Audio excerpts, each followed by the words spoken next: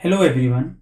In this video, I am discussing the chapter leverage analysis. This is considered to be the easy and the most important chapter of financial management. In this particular video, I'll be discussing some of the theoretical part of leverage analysis, and then I'll be discussing with you 5 practical questions for the better understanding of this chapter. Before starting, I would advise that whatever I'm writing on the board, theoretical as well as the question answer part, please copy it side by side and please have calculators with you while solving the practical part. By watching the complete video, I assure you that you will be able to solve all the questions of leverage analysis after doing these 5 questions. So let us start. So what does leverage analysis? The point comes. So leverage is nothing but, in general, leverage means which shows the relationship between two interrelated variables. So leverage means which shows the relationship between two interrelated variables. So that is known as leverage. It could be between output and sales and variable cost. So EBIT, earning before interest and tax. So whatever relationship is forming between the two variables, that is reflected with the help of leverage. If we talk about the technical term, leverage means employment of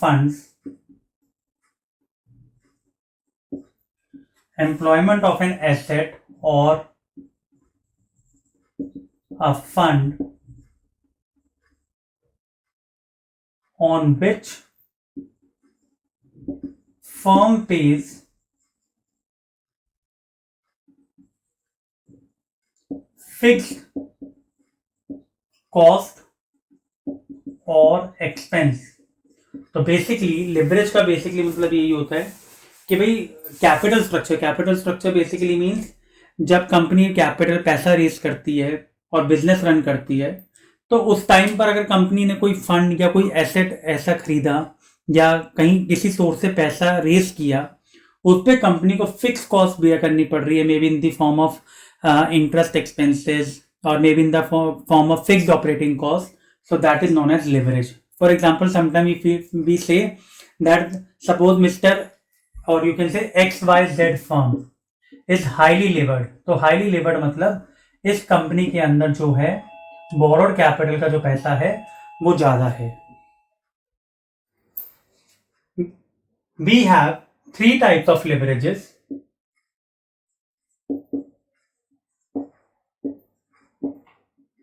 We have 3 types of leverages. Number 1 is operating leverage.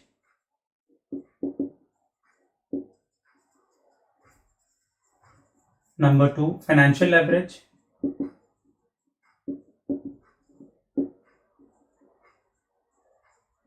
And number 3, combined leverage. Combined leverage is a combination of the above 2 leverages.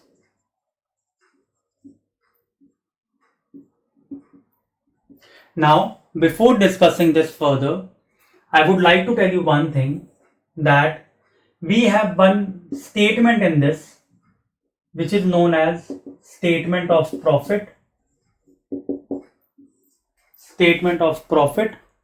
और income statement भी बोलते हैं इसको. तो basically इसमें क्या होता है आप जरा देखिए, इसका फिक्स पर्टिकुलर फॉर्मेट होता है sales minus variable cost will give you contribution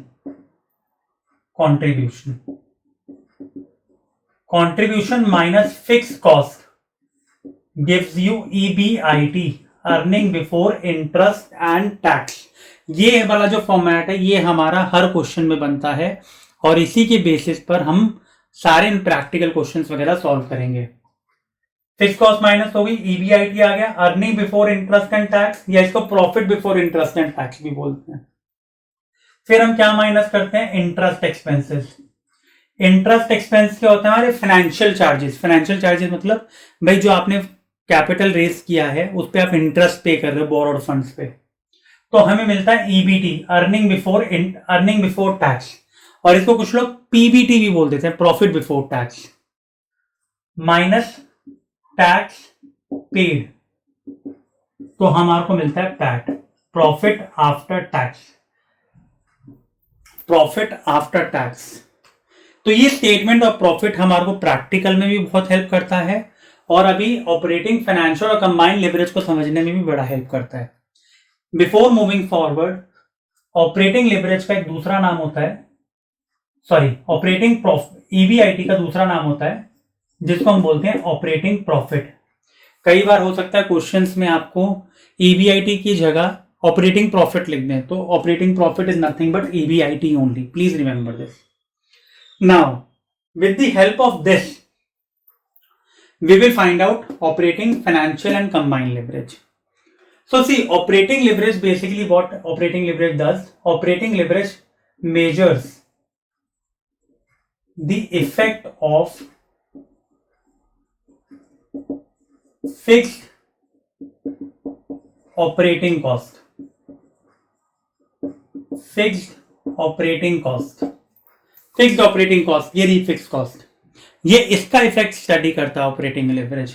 तो इसका मतलब फिक्स कॉस्ट का इफेक्ट क्या आ रहा है, तो फिक्स कॉस्ट देखिए कहां पर आ रही है, कंट्रीब्यूशन और ईबीआईटी, कंट्रीब्यूशन में से फिक्स कॉस्ट माइनस किया तो ईबीआईटी हम लोगों को मिला।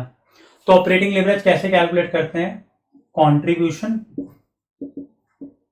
Upon EBIT, earning before interest and tax, कि भाई वेरिएबल कॉस्ट को माइनस करने के बाद हमारे को इतना पैसा बच रहा है, क्योंकि जनरली हम कहते हैं वेरिएबल कॉस्ट तो रॉ मटेरियल की कॉस्ट हो गई, हमने कोई चीज़ बेची तो उसकी जो लागत थी या जो उस पर हमने खर्चा किया वो वेरिएबल कॉस्ट में चला गया। बट फिक्स कॉस्ट क्या होता है, चाहे प्रोडक्शन करो ना करो ये खर्चा तो लगेगा, और कुछ कॉस्ट ऐसी भी होती है जो हम लॉन्ग टर्म में बियर करते हैं। तो ये ऑपरेटिंग लेवरेज किसका इफेक्ट मेजर करती है, फिक्स्ड ऑपरेटिंग कॉस्ट का।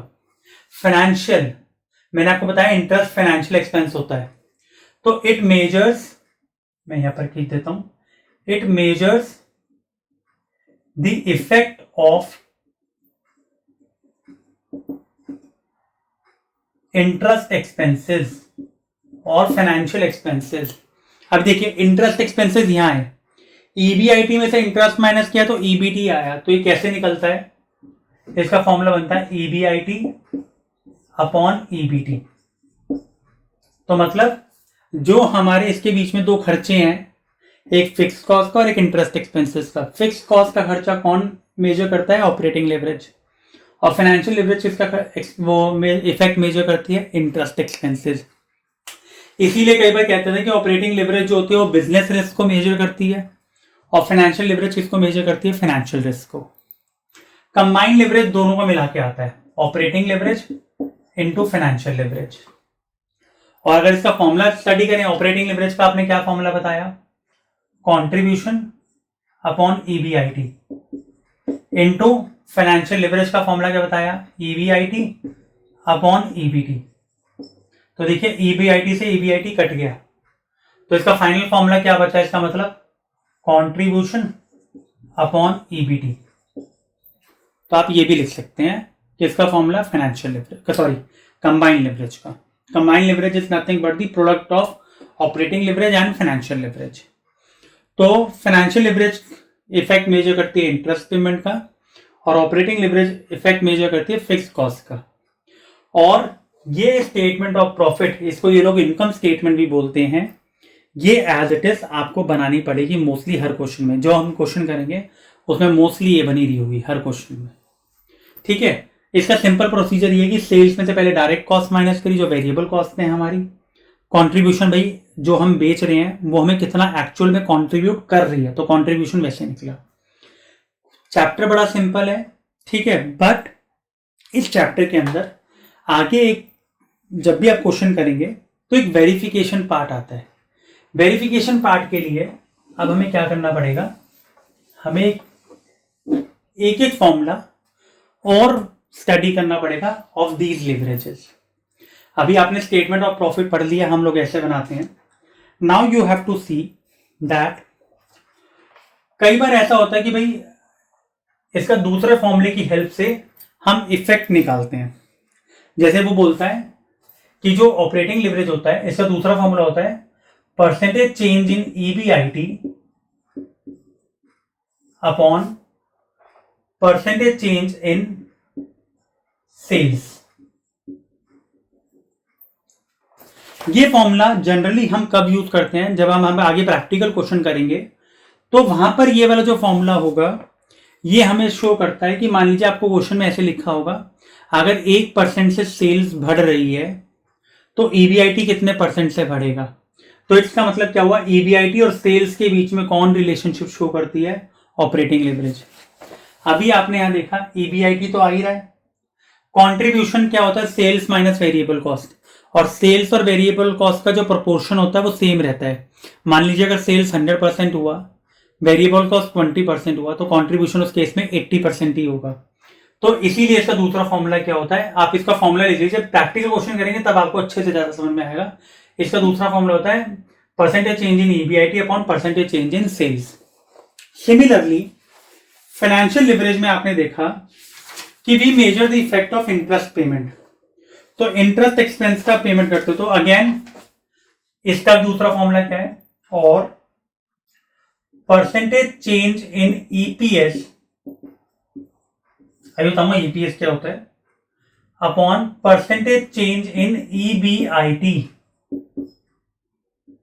EBIT, percentage change in EPS upon percentage change in EBIT. अब ईपीएस कुछ नहीं होता, ईपीएस का वैसे आपको बताता हूं ईपीएस का मतलब क्या होता है। ईपीएस का मतलब होता है profit after tax upon number of equity shares. Accounts की टर्म्स में ईपीएस का मतलब होता है अर्निंग पर शेयर, एक शेयर पर आप कितना पैसा कमा रहे हो।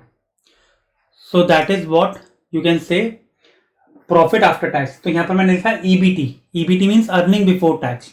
अगर टैक्स रेट गिवन होगा तो उस केस में ईबीटी और पैट हम उसको सेम कंसीडर करते हैं, तो इसलिए हम यहां पर ईपीएस की जगह पैट लिख दो, ईपीएस लिख दो, वो एक ही चीज आएगी।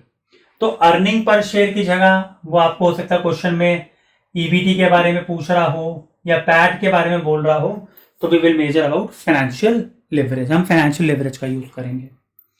And the last in this comes is a combined leverage. Again combine is both, दोनों का मिला के। तो सेम आप देखिए इसका फॉर्मूला अगर मैं बताऊं आपको, ऑपरेटिंग लिवरेज का क्या फॉर्मूला है, percentage change in EBIT upon percentage change in sales. ये ऑपरेटिंग लिवरेज का फॉर्मूला होगा, क्योंकि हमने क्या बोला, दोनों को मल्टीप्लाई करना है। इनटू फाइनेंशियल लिवरेज का फॉर्मूला देखिए, परसेंटेज चेंज इन ईपीएस और ईबीआई ईबीटी कुछ भी लिख लीजिए upon percentage change in EBIT. Triangle और डेल्टा इज फॉर चेंज। ये इससे दोबारा कैंसिल हो गया, तो फॉर्मूला दोबारा क्या बना, percentage change in EPS upon percentage change in sales. तो बेसिकली अगर हम चेक करें तो कंबाइंड लिवरेज किसका इफेक्ट मेजर करता है, सेल्स का और ईपीएस का। मतलब जो हमने स्टेटमेंट ऑफ प्रॉफिट बनाया था, सबसे ऊपर सेल्स और पैट सबसे नीचे, तो ऊपर से लेकर नीचे तक का, तो that is a combined effect. Combined effect मतलब कंबाइंड लिवरेज। तो लिवरेज हम इस तरीके से कैलकुलेट करते हैं। Now we'll be doing the practical portion. In practical portion, the best part is that you please remember the formulas first, then you start practicing along with me while I'm solving the question. The chapter would look easy. So let us start with the practical of leverage analysis. So as I told you that whenever we'll be solving leverage analysis, we need to prepare statement of profit. So I'll be explaining you with the help of the question. So let us write down the question first. A firm has sales of rupees 10 lakh. A firm has a sales of rupees 10 lakh. Variable cost is 70% and fixed cost is rupees 1,50,000. You can write down the question as well. And a debt of rupees 8 lakh, मतलब debenture से 8 lakh rupees raise किए हुए हैं at 10% rate of interest.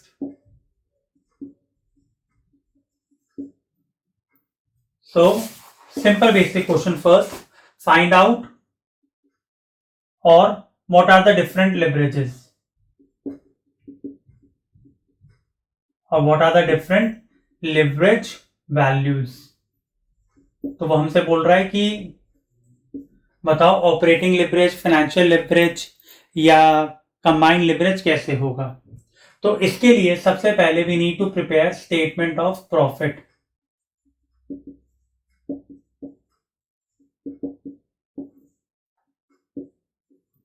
Statement of profit, इसमें देखिए सबसे पहले we write it like sales.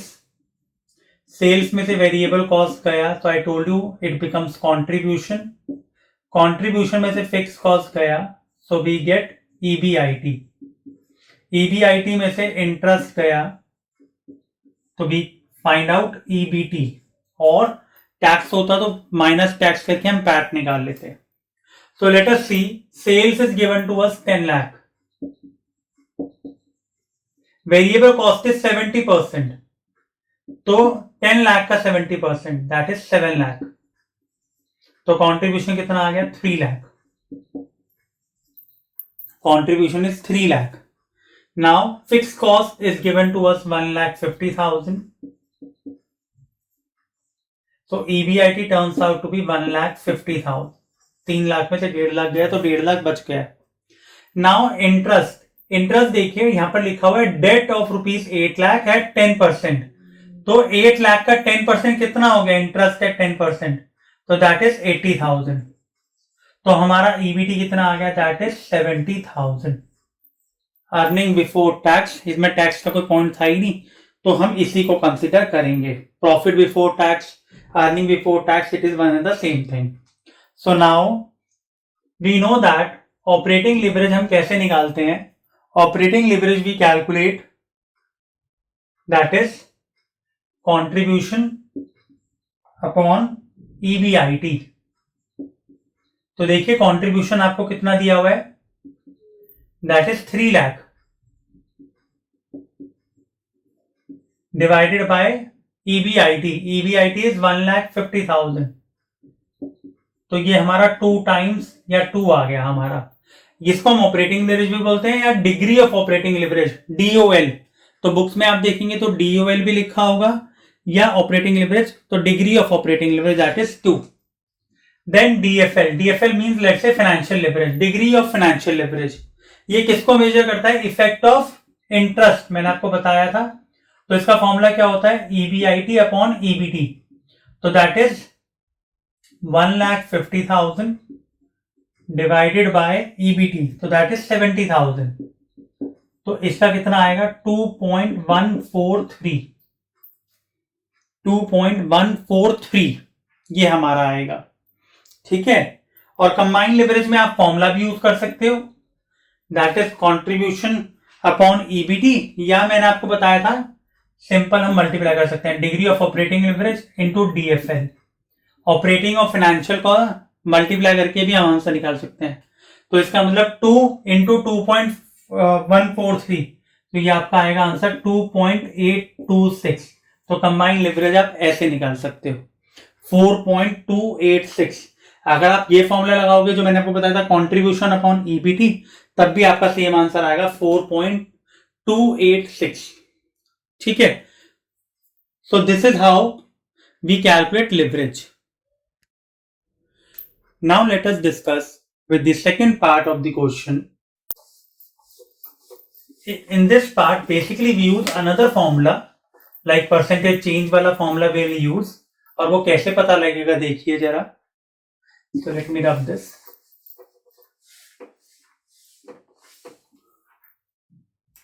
So the second part, if the firm wants to double its earning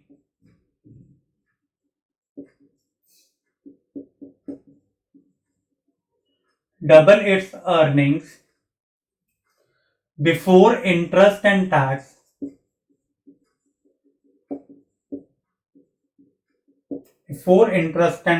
basically EBIT. How much of a rise in sales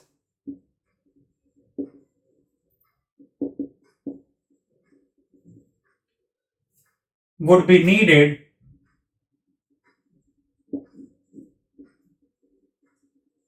on percentage basis,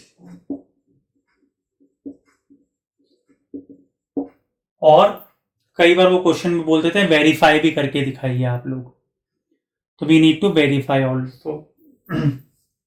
तो it means like कह रहे हैं कि firm को अपनी EBIT को double करना है. Earning before interest and tax मतलब EBIT they are talking about. तो हम सेल्स को कितने परसेंट से बढ़ाएं कि हमारा ईबीआईटी डबल हो जाए. तो अगर आपने, जब मैंने आपको फॉर्मूला बताया था तो मैंने आपको बताया था डिग्री ऑफ ऑपरेटिंग लिवरेज का परसेंटेज टर्म्स की में क्या फॉर्मूला होता है, percentage change in EBIT upon percentage change in sales. तो अब यहां देखिए बात किसके बारे में कर रहा है, वो ईबीआईटी और सेल्स के बारे में. तो इसलिए हम यहां पर ऑपरेटिंग लिवरेज का फॉर्मूला यूज करेंगे.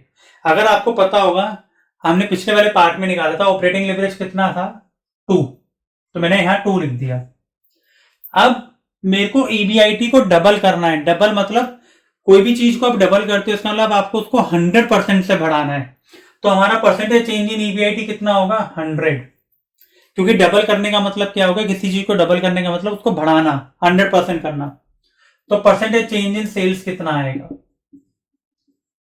तो परसेंटेज चेंज इन सेल्स आपको पता लग गया, ये क्रॉस मल्टीप्लाई हो जाएगा तो 100 डिवाइड बाय 2, तो कितना परसेंट सेल्स को, इसका मतलब आपको 50% से बढ़ाना पड़ेगा. Percentage increase in sales should be 50%. वैसे तो क्वेश्चन यहां कंप्लीट हो गया, बट कई बार वो लोग कहते हैं कि वेरीफाई करके दिखाइए आप अपना आंसर. तो वेरिफिकेशन के लिए व्हाट विल डू इज हम स्टेटमेंट ऑफ प्रॉफिट को दोबारा बनाने की कोशिश करेंगे और वेरीफाई कर देंगे.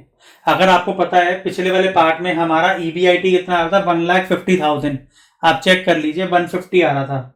तो डबल करने का मतलब अब हमारा ईबीआईटी 3 लाख आना चाहिए. तो लेट अस सी सेल्स. पहले सेल्स हमारी कितनी थी, हमारी सेल्स ओरिजिनल 10 लाख थी, 50% से इंक्रीज कर दो तो आप सीधा ऐसे कर सकते हो 10 लाख इंटू 1.5, 50%. वरना आप 50% निकाल लो, 10 लाख का 50% हो गया 5 लाख, 5 लाख प्लस 10 लाख कितना हो गया 15 लाख. वेरिएबल कॉस्ट सीधा 70% ही है, तो अब इसका 70% निकलेगा. तो कितना आएगा 15 लाख का 70%, 10,50,000. तो हमारा कंट्रीब्यूशन इस केस में कितना आ गया 4,50,000. फिक्स कॉस्ट सेम रहती है, उसमें चेंज नहीं आता, 1,50,000. तो ईबीआईटी हमारा कितना आ गया 3 लाख. 4,50,000 माइनस 1,50,000. तो आप चेक कर सकते हैं पहले हमारा जो ईबीआईटी था वो था 1,50,000, अब हमारा ईबीआईटी कितना आ गया 50% सेल्स बढ़ाने से 3 लाख, डबल हो गया. तो हेंस प्रूव. ये क्वेश्चन पूरा कंप्लीट हो गया और काफी अच्छा क्वेश्चन था ये, to understand the concept of leverage. Now let us discuss question number 2.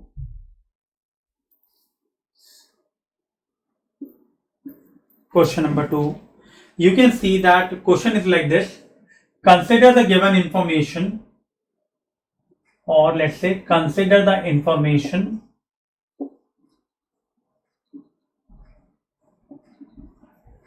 for ABC Limited.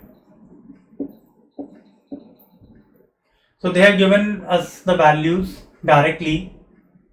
Sales, और आप इसमें वैल्यूज लिख लीजिए रुपीज इन लैक्स, ये लैक्स में गिवन है. सेल्स 8,000 लैक्स, ठीक है. वेरिएबल कॉस्ट 70% सिंपल दे रखा है. ओके, EBIT 1950, EBT और PBT प्रॉफिट बिफोर टैक्स और earning before tax 950।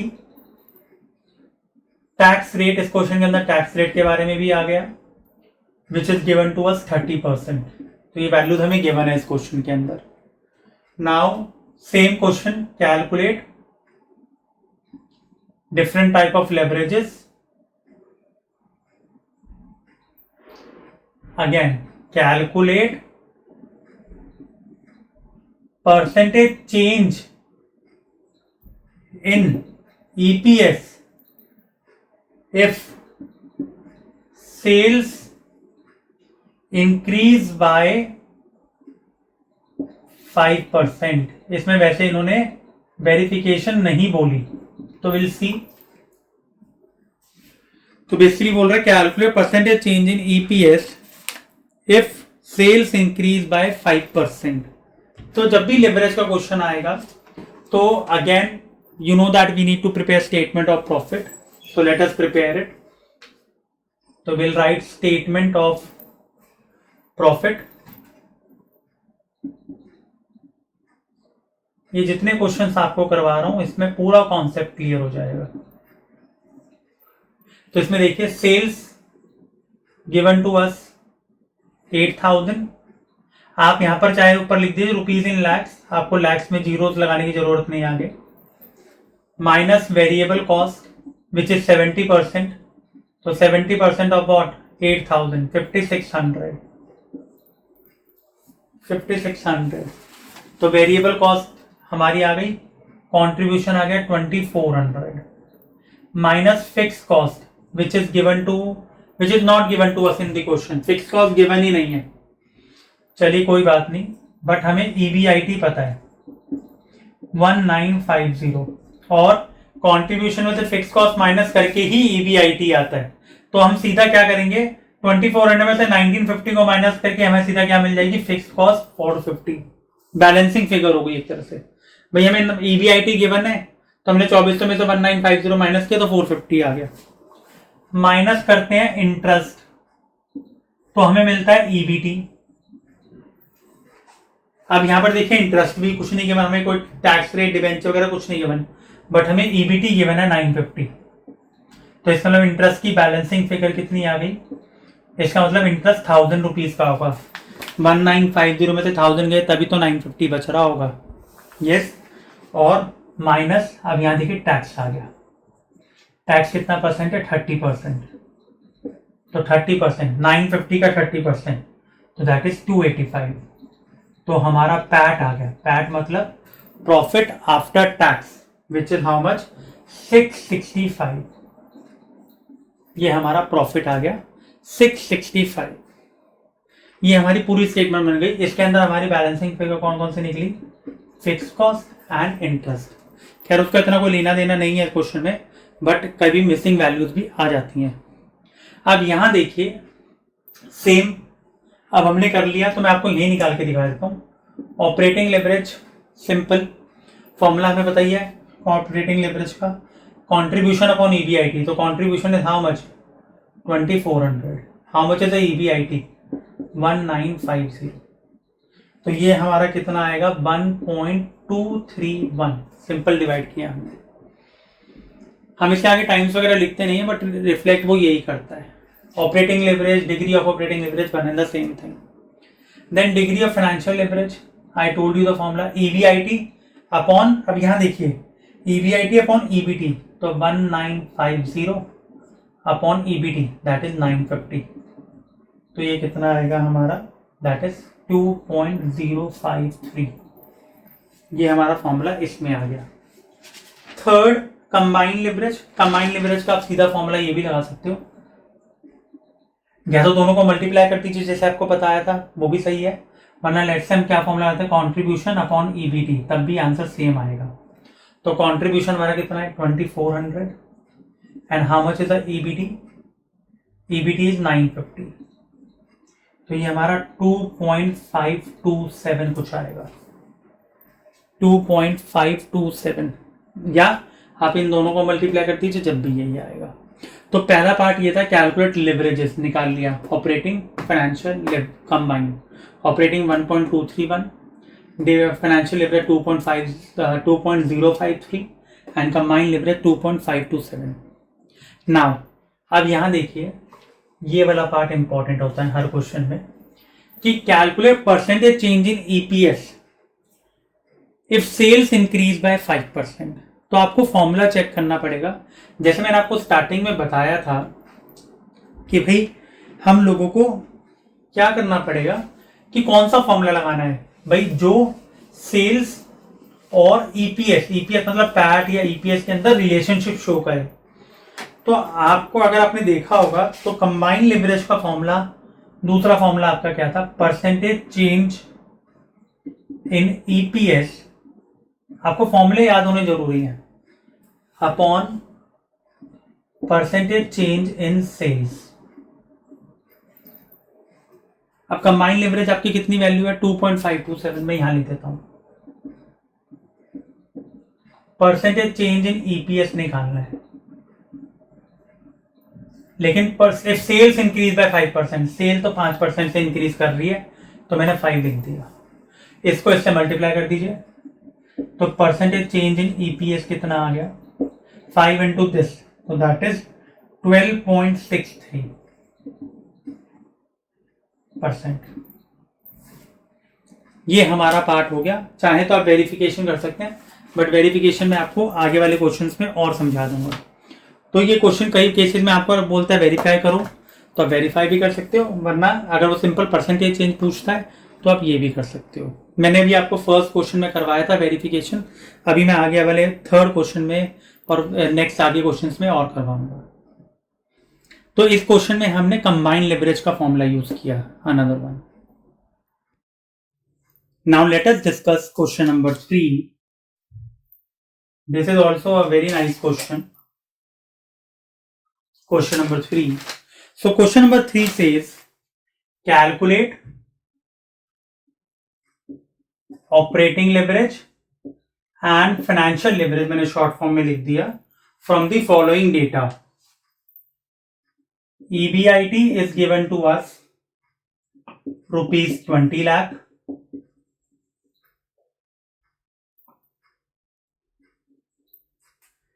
Then in this question PAT is given to us rupees 9 lakh. Fixed cost is given to us rupees 15 lakh. Tax rate is given to us 40%.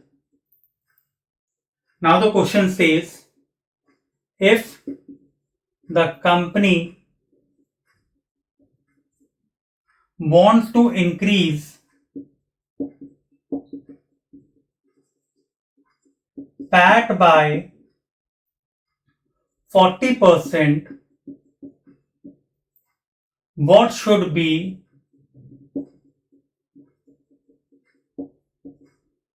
the percentage change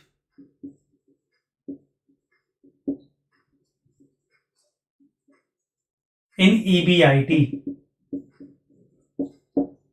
Sorry, EBIT, verify. जब भी verify के question आते हैं तो कम से कम वो 10 marks के approximately आप पेपर्स में चेक करेंगे, आपके पास होंगे। सो क्वेश्चन देखिए अगेन, इसमें भी आपको दिख रहा है साफ साफ सारी वैल्यूज नहीं गिवन। सारी वैल्यूज मतलब देखिए, ना सेल्स गिवन है, ना वेरिएबल कॉस्ट गिवन है, कुछ भी गिवन नहीं है।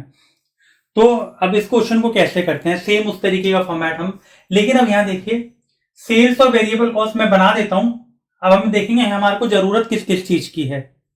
तो let us see, same format I am making, sales minus variable cost gives you contribution, minus fix cost gives you EBIT, minus interest gives you EBT, minus tax gives you PAT।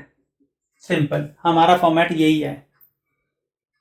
तो देखते हैं क्या क्या given है। PAT हमें given है 9 लाख, थोड़ा अच्छा क्वेश्चन है ये।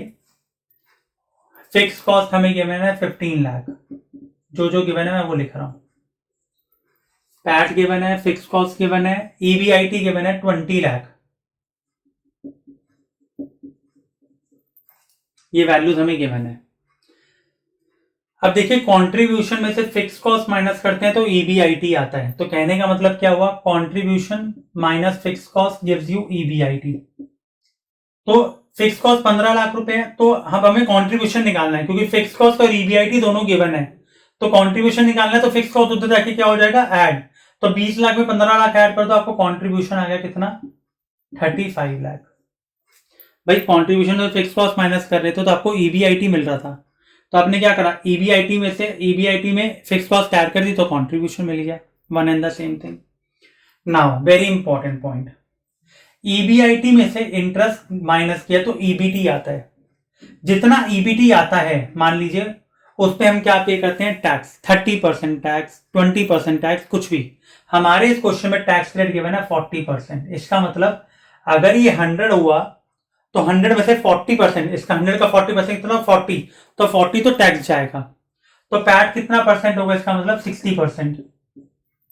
हम क्या एज्यूम करते हैं कि ईबीटी हमारा 100% है। 100% क्यों, क्योंकि जितना ईबीटी आता है उसके परसेंटेज बेसिस में हम टैक्स पे करते हैं। तो टैक्स हमारे को कितना देगा, 40%। तो इसका मतलब 100 में से 40% टैक्स गया तो पैट की वैल्यू कितना परसेंट हुई, 60%। मैं कहता हूं मुझे 100% वैल्यू चाहिए, तो कैसे निकल जाएगी ईबीटी, कैसे निकल जाएगा फिर इस केस में, यूनिटरी मेथड जो हमने जूनियर क्लासेस में सीखा हुआ है।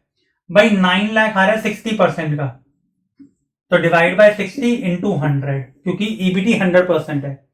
तो कितना आएगा हमारा ये वाला पॉइंट, भाई 9 लाख अपॉन, तो ये हमारा कितना आ गया, 9 लाख अपॉन 60। 60 क्यों किया, क्योंकि पैट हमारा 60% है, मुझे 100% वैल्यू पे जाना है। तो divide by 60 into 100, unitary method, तो हमारी वैल्यू निकल कर आएगी 15 lakh.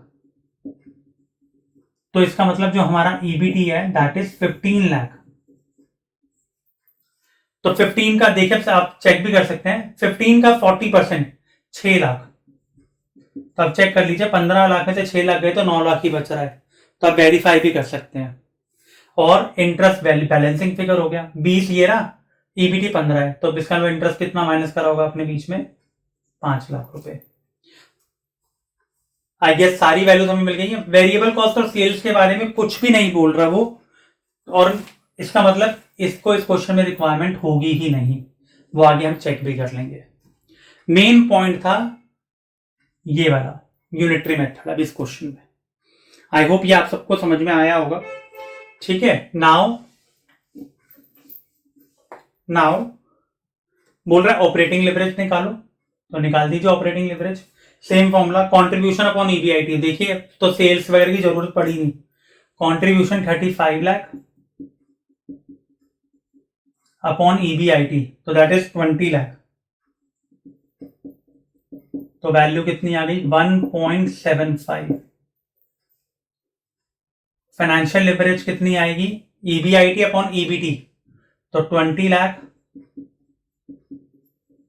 Divided by EBT 15 lakh. तो इसमें बोल रहा था ऑपरेटिंग और फाइनेंशियल लिवरेज निकालनी है, तो वैल्यू आ गई 1.33। तो दोनों लिवरेजेस हमने निकाल ली, ऑपरेटिंग लिवरेज भी और फाइनेंशियल लिवरेज भी। अब सेकंड पार्ट फिर हमारा वही शुरू होता है। अब वो कह रहा है if a company wants to increase PAT, PAT का मतलब क्या हुआ, एक तरह से ईबीटी या ईपीएस कुछ भी मान लीजिए आप, by 40%, what should be the percentage change in EBIT. तो अब सबसे पहले आप ये चेक कीजिए, पैट बोलने का मतलब क्या हुआ, ईबीटी के बारे में वो बात कर रहा है। तो आप ये चीज चेक कीजिए कि भाई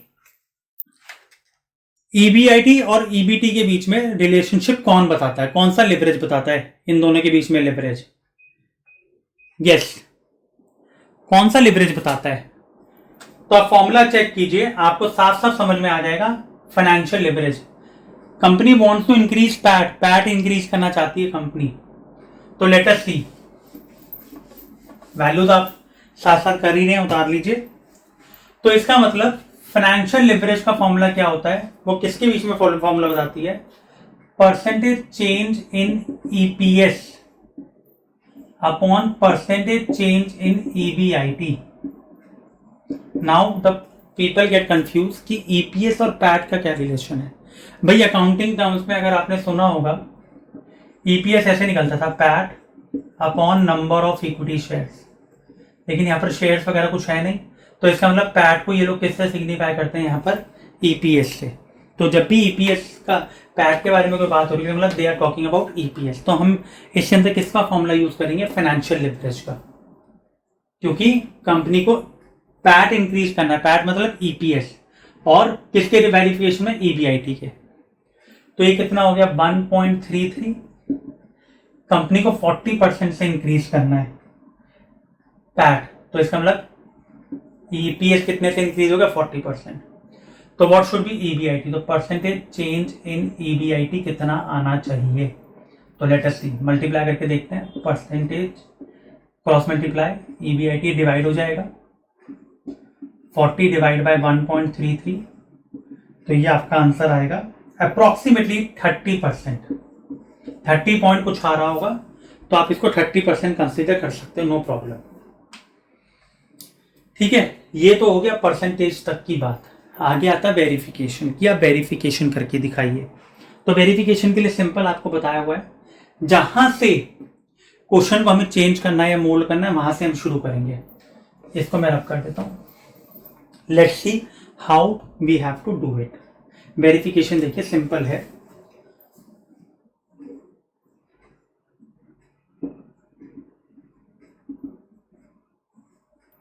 वेरिफिकेशन ईबीआईटी को कितने परसेंट से चेंज करना था आपको, ईबीआईटी को, क्योंकि ईबीआईटी माइनस इंटरेस्ट तभी तो आपको ईपीटी मिलता है, तो ईबीआईटी 30% से बढ़ेगा। इसका मतलब अगर आपको प्रॉफिट 40% से बढ़ाना है पैट को, तो आपको ईबीआईटी कितने से बढ़ाना पड़ेगा, 30% से। ये निकाला हमने 30%, परसेंटेज चेंज इन ईबीआईटी। तो अब देखिए इसका मतलब आपका न्यू ईबीआईटी कितना हो जाएगा, मैंने अभी आपको बताया था पुराना ईबीआईटी हमारे पास कितना था, 20 लाख, आप चेक कर लीजिए ओरिजिनल वैल्यू में, इंटू 30%, तो 1.30 जैसे आपको समझाया था, वरना 20 लाख का 30% निकालो 6 लाख रुपए बढ़ जाएगा, तो अभी भी ये कितना आएगा 26 लाख। सीधा 30% निकाल के ऐड कर लीजिए, या 1 क्यों करवाता हूं मैं, 1 का मतलब हेयर मीन्स 100, और उसको 20% या 30% से बढ़ाना है तो 130% हो गया, तो परसेंटेज का मतलब क्या होगा, डिवाइड बाय 100, तो 1.30, सीधा मल्टीप्लाई कर दीजिए।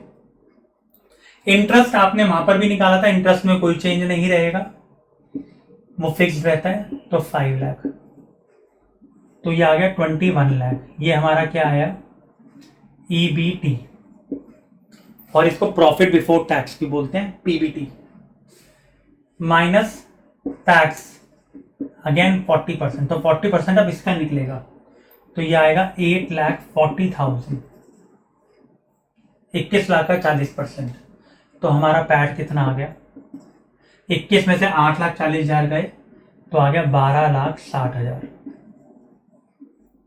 कायदे से आप कहते हो कि वेरिफिकेशन यहाँ कंप्लीट हो जाती है, लेकिन मैं आंसर को वेरीफाई कैसे करूं, verify, how should I verify कि भाई ये 40% से ही इंक्रीज करा है 12,40,000 ऊपर। देखिए क्या बोल रहा था, पैट को 40% से इंक्रीज करना है, और उसके लिए फिर हमने क्या करा, हमने ईबीआईटी को 30% से इंक्रीज करके दिखाया। हमारा पैट पहले जो था वो 9 लाख रुपए का आ रहा था ओरिजिनल क्वेश्चन में, और सेकेंड पार्ट में हमारा कितना आ रहा है, 12,60,000। अब मैं कहता हूं कि भाई ये 40% से इंक्रीज कर रहा है या नहीं कर रहा, तो आप चेक करिए इंक्रीज कर रहा है, तो कैसे निकालते थे, परसेंटेज चेंज और परसेंटेज इंक्रीज कर लीजिए। तो इसका सिंपल मतलब क्या होता है, increase amount upon original value into 100, और चेंज वैल्यू भी बोल देते हैं कि चेंज कितने से हो रही है। देखिए इंक्रीज वैल्यू इन ईबीआईटी या पैट कर लीजिए ताकि आपको ज्यादा अंडरस्टैंडिंग हो। पहले पैट कितना था हमारा ओरिजिनली 9 लाख, अब कितना आ रहा है 12,60,000, कितने से बढ़ गया, इंक्रीज अमाउंट कितना आया 3,60,000। कैसे निकाला 3,60,000, 12,40,000 नया पैट है, 9 लाख पुराना पैट था, तो कितना आया 3,60,000, 12,60,000 माइनस 9 लाख। ओरिजिनल पैट कितना था हमारा, ओरिजिनल वैल्यू या ओरिजिनल पैट 9 लाख, ये तो हम पहले भी करते थे परसेंटेज चेंज निकालने के लिए, इंटू 100। तो अब इसको काटेंगे तो आपको 40% ही मिलेगा, तो हेंस प्रूव्ड। तो कहने का मतलब क्या हुआ, जब आपने पैट को 30% से बढ़ाया तो आपका ईबीआईटी को आपने 30% से बढ़ाया तो आपका पैट बढ़कर 12,60,000 आ गया। ओरिजिनल पैट आपका 9 लाख रुपए था, 9 लाख। तो मैंने कहा मैं चेक कर लेता हूँ क्या ये 40% से इंक्रीज हो रहा है या नहीं हो रहा। तो सिंपल है, परसेंटेज चेंज या परसेंटेज इंक्रीज कैसे निकालते हैं, जो आपका इंक्रीज हुआ अपॉन जो आपकी ओरिजिनल वैल्यू थी इंटू 100। तो मैं कह रहा हूँ पैट मेरा इंक्रीज हुआ 3,60,000 से, ओरिजिनल वैल्यू जो हमने निकाली थी पहले वो 9 लाख है, इंटू 100, तो 40% आ गया। तो हमें पैट को 40% से ही इंक्रीज करना था। सो this is one of the best questions. ये आपको जितनी भी बुक्स आप फाइनेंशियल मैनेजमेंट की चेक करेंगे आपको ये क्वेश्चन 100% मिलेगा। I hope it is understandable now कि ये कैसे करना है। Now let me discuss a very interesting question of this, question number 4। देखने में बड़ा ही छोटा क्वेश्चन है और यूनिक क्वेश्चन है। Question simply says that using the data given below prepare income और प्रॉफिट स्टेटमेंट, वो स्टेटमेंट ऑफ प्रॉफिट जो मैंने आपको सिखाई थी। From the data prepare income और प्रॉफिट स्टेटमेंट। डेटा देखिए आपको ऐसे लिखा हुआ है, variable cost as percentage of sales 50%, interest expenses 20,000, degree of operating leverage given है 3, degree of financial leverage given है 2, इनकम टैक्स रेट और टैक्स रेट सिंपल 55%, 55% ये गिवन है हमें, बस यही क्वेश्चन है। और हमें बोल रहा है इनकम स्टेटमेंट बनाइए। देखा जाए तो सिंपल क्वेश्चन लग रहा है, तो देखिए है भी सिंपल। स्टेटमेंट ऑफ प्रॉफिट का फॉर्मेट हमें पता है, sales minus variable cost contribution, इस तरीके से। नाउ चलिए पहले वो फॉर्मेट ही बना लेते हैं क्योंकि अब वो बोल रहा है बनाने के लिए। स्टेटमेंट ऑफ प्रॉफिट,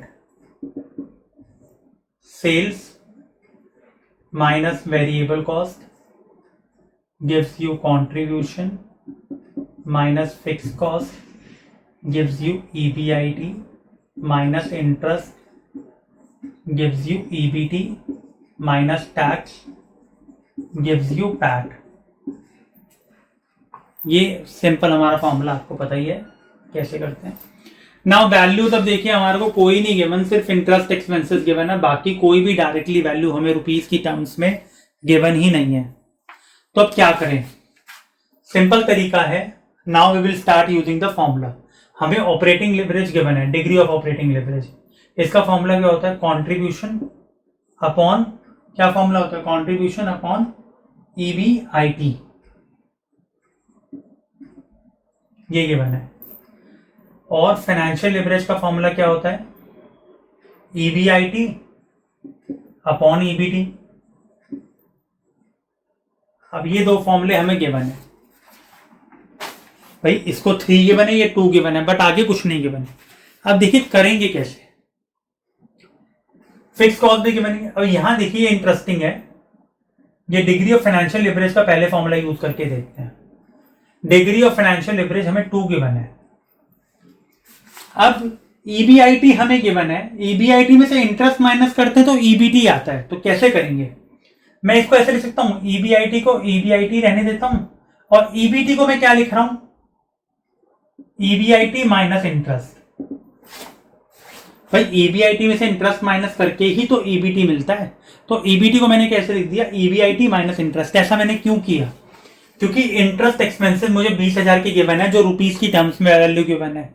तो यहां से मुझे एक एक चीज की वैल्यू मिलनी शुरू हो जाएगी। तो देखिए कैसे, मैं लिखता हूं 2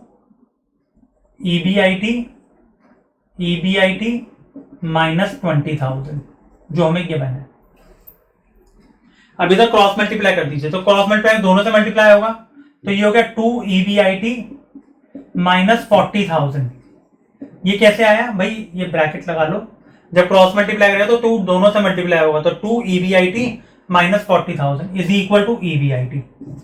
अब इस EBIT का कुछ नहीं है तो 1 मानते हैं, तो ये इधर आ गया और 40,000 उधर चला गया, तो 2 में से 1 EBIT गया तो क्या बचा EBIT, दैट इज 2 में से 1 गया तो EBIT और 40,000 हमारे को वैल्यू मिल गया EBIT का, ₹40,000।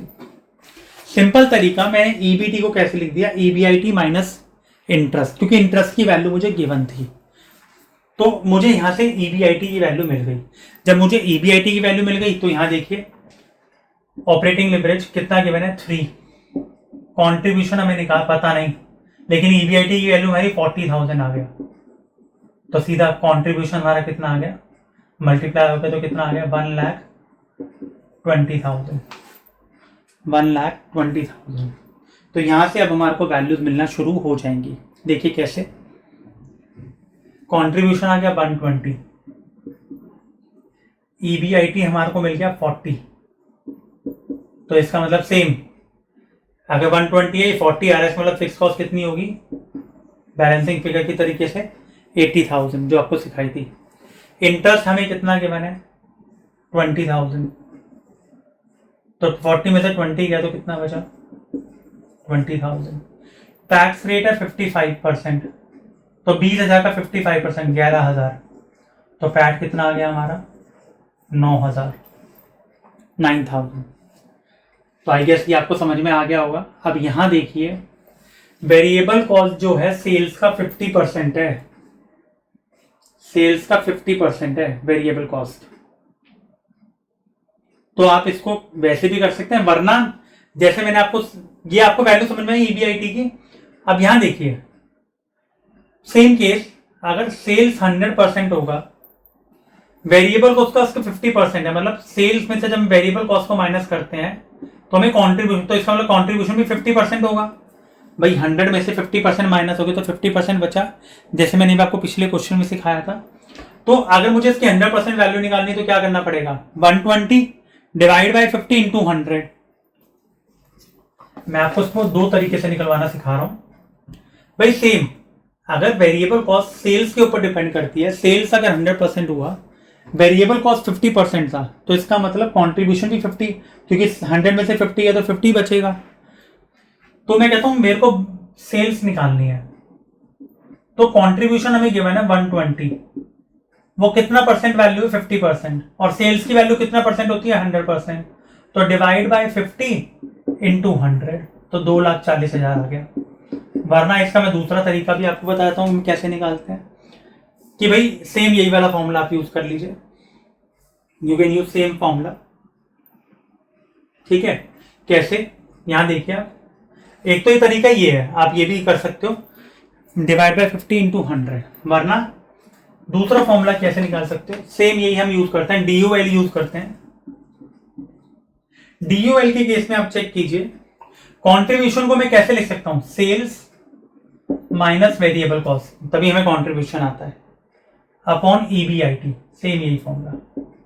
तो ये तो हमारे को कितना गिवन है 3, सेल्स हमें पता नहीं, लेकिन वेरिएबल कॉस्ट क्या बोल रहा है 50% ऑफ सेल्स, तो इसका मतलब 0.50 सेल्स हो गया ये, अपॉन 40,000, तो इधर मल्टीप्लाई कर दो 120 आ गया, और यहां कुछ नहीं है तो 1 में से 0.5 गया तो 0.5 सेल्स, तो ये 0.5 नीचे आके डिवाइड हो जाएगा, 120 डिवाइडेड बाय 0.5, तो इसका मतलब ये भी 2,40,000 ही आ रहा है। तो आप कैसे भी निकाल लीजिए, बात एक ही है। तो ये 240 आ गया, इसका 50% तो 120, वरना आप बैलेंसिंग फिगर भी देख सकते हो, ये 240 है, ये 120 है, तो ये भी 120 होगा। तो आप चाहे तो इसको जैसे तैसे करके निकाल सकते हैं। और वो बोल रहा था इनकम स्टेटमेंट बनाने की, तो हमने बना दी। तो ये कॉन्सेप्ट था जिसमें हमें ऑपरेटिंग लिवरेज और फाइनेंशियल लिवरेज की वैल्यू गिवन है। Now let us discuss last question of this chapter, question number 5। I assure you that after doing all these 5 questions, you must be familiar with the chapter leverage analysis and you will be able to solve every question related with your examination. So the last question says, a firm has sales of rupees 15 lakh, variable cost rupees 8,40,000, fixed cost rupees 1,20,000. It has debt of rupees 9 lakh. I would request that you write the question with me only at 9% and equity of rupees 11 lakh. It means equity share capital हमें 11 lakh given है. Interesting question. Find number 1, or let's say simple. First point, what is firm's ROI?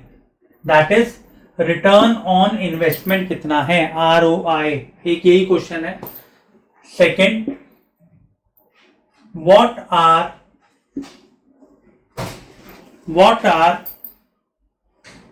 operating leverage and financial leverage of the firm? What are operating leverage and financial leverage of the firm? Third part,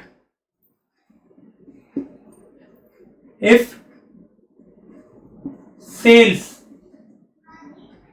drop to rupees 9 lakh,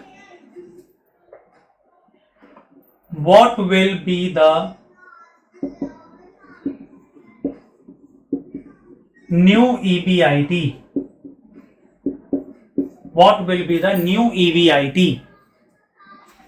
Or verify. Will verify also. Verification is quite difficult in this question, but will verify.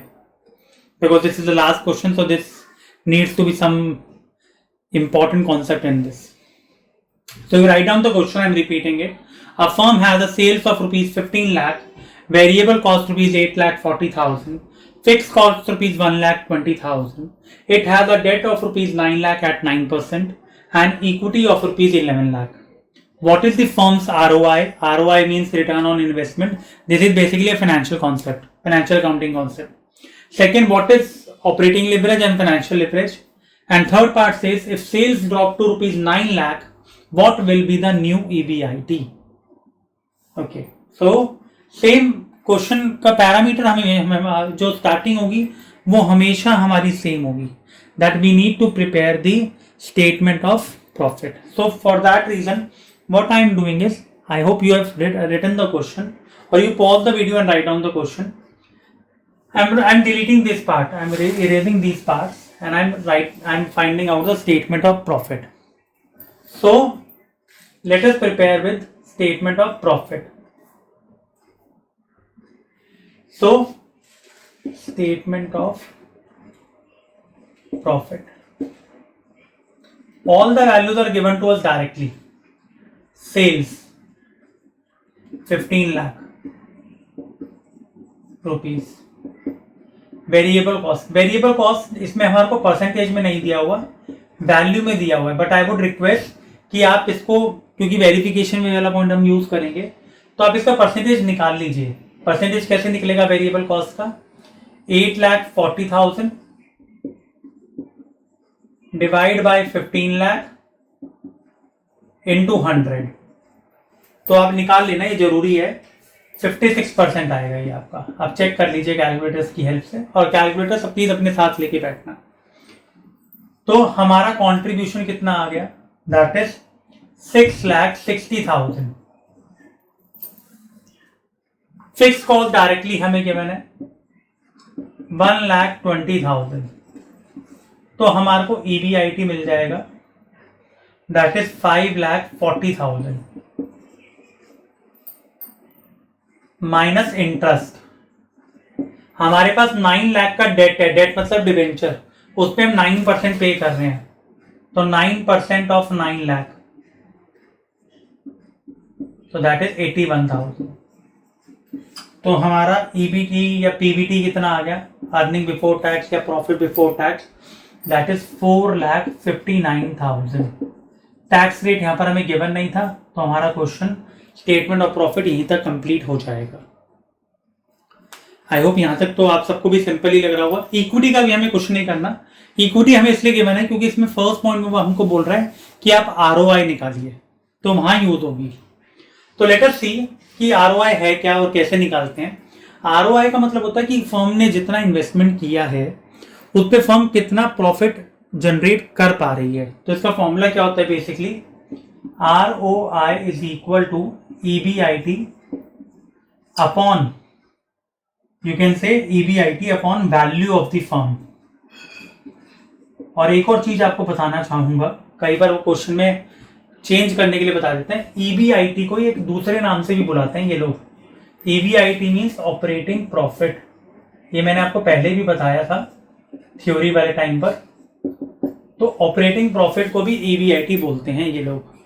अब value of the firm कैसे निकलती है भाई, आपने जितना पैसा लगाया, पैसा या तो अपने डेट के थ्रू लगाया होगा या आपने इक्विटी के थ्रू लगाया होगा। डेट आपने बोरो करके, इक्विटी मतलब या खुद का ओनर्स फंड, इनटू 100। तो सिंपल है ये वाला पॉइंट, तो कुछ है ही नहीं इसमें। डेट है 9 लाख का और इक्विटी है 11 लाख का, तो इसका मतलब टोटल पैसा हमने कितना लगाया हुआ है, 20 लाख, 20 लाख। EBIT हमारा है 5,40,000 इंटू 100, तो हमारा ये जो आ रहा है दिस इज 27%। इसका मतलब हम अपने बिजनेस में इंटरेस्ट से पहले कितना अमाउंट अर्न कर रहे हैं, क्योंकि इसमें इंटरेस्ट और टैक्स माइनस नहीं होता, तो वो कितना परसेंट अर्न कर रहे हैं, 27%। ये सिंपल है, इसमें formula EBIT upon value of the firm. टैट नहीं लिखते, EBIT लिखते हैं। Clear. Second part in this consist same, operating leverage निकालना, तो फॉर्मूला आपको पता ही है, कॉन्ट्रीब्यूशन अपॉन EBIT। अब तक तो आपको याद भी होगा कॉन्ट्रीब्यूशन अपॉन EBIT 5,40,000। तो ऑपरेटिंग लेवरेज हमारा कितना आ गया, that is 1.222। And last financial leverage, that is EBIT upon EBT 540 upon 4,59,000, so that is 1.1764। आपके फर्स्ट 2 पार्ट्स कंप्लीट हो गए। फर्स्ट पार्ट में आपको ROI निकालना था, this is our first part and this is our second part. Combined leverage बोल नहीं रहा, बोलता तो हम इन दोनों वैल्यूज को मल्टीप्लाई भी कर सकते थे। तो ये हमारा फर्स्ट और सेकेंड पार्ट इसका कंप्लीट हो गया। ये बिल्कुल सिंपल था, सिर्फ इसमें ROI का एक नया पॉइंट था। I hope this is clear to you. Now will be discussing the third part. अब थर्ड पार्ट में बिफोर डूइंग, मैंने जो आपको ये परसेंटेज में वेरिएबल कॉस्ट निकलवाई है ना, ये आपको बहुत हेल्प करेगी। तो इसलिए इस क्वेश्चन में गिवन नहीं थी, तो we have calculated for our own sake, हमने अपने सेक के लिए इसको कैलकुलेट कर लिया, क्योंकि थर्ड पार्ट में इसका काफी यूज होगा। So let us start with the third part.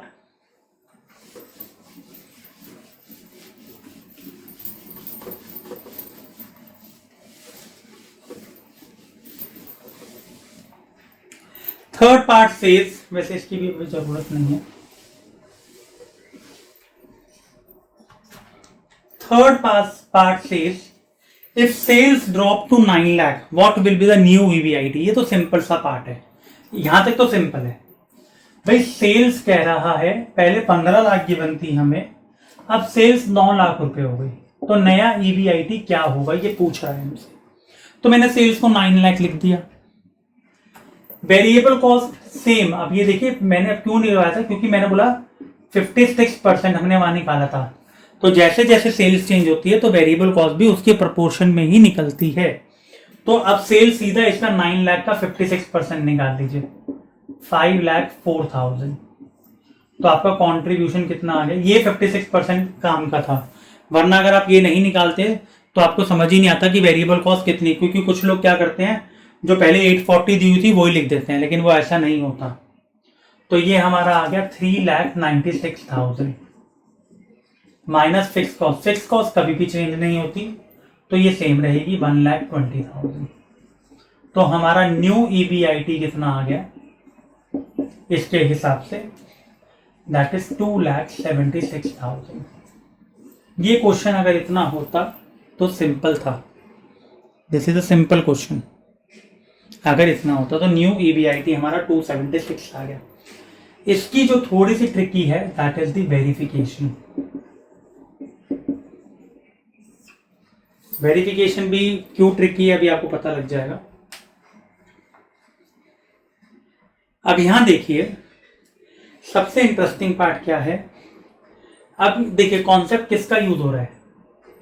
एक तो हम किस में फाइंड आउट कर रहे हैं, भाई सेल्स गिर गई तो एक तो हम सेल्स के बीच में रिलेशनशिप फाइंड कर रहे हैं, और उसका इफेक्ट वो लोग किस पे चेक कर रहे हैं, ईबीआईटी पर, सेल्स एंड ईबीआईटी पर, सेल्स एंड ईबीआईटी पर।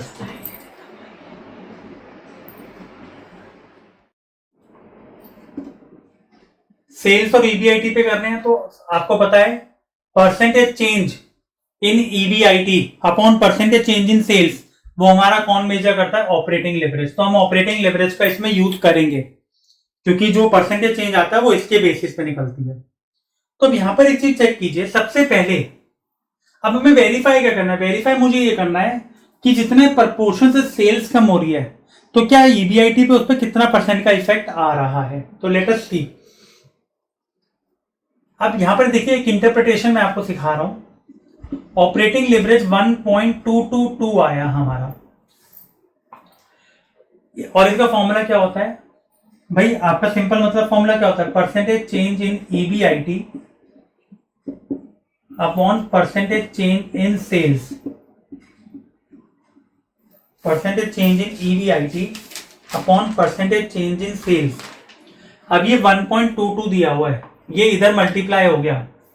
आप समझिए इस कॉन्सेप्ट को, परसेंटेज चेंज इन ईबीआईटी, इसका मतलब 1.22 percentage change in sales.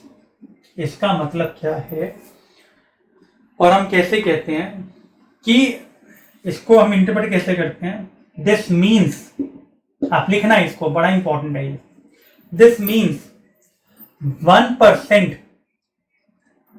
you can say change in sales will lead to 1.222 percentage change in EBIT.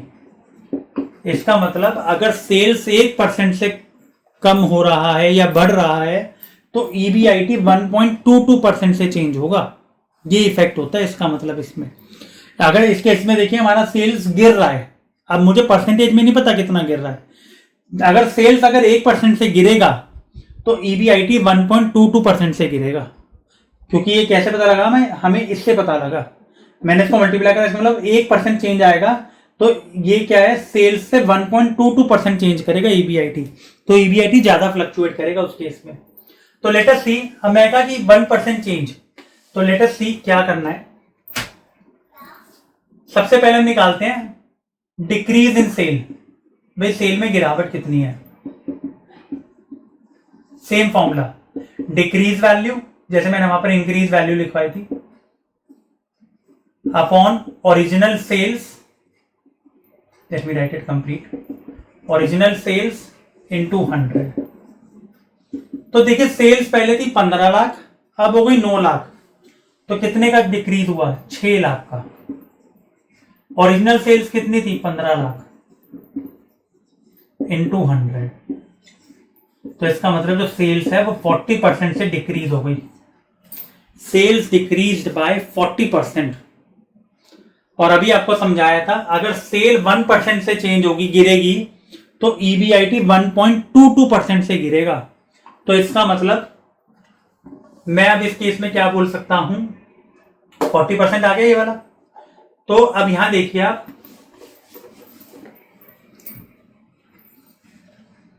Percentage decrease in EBIT,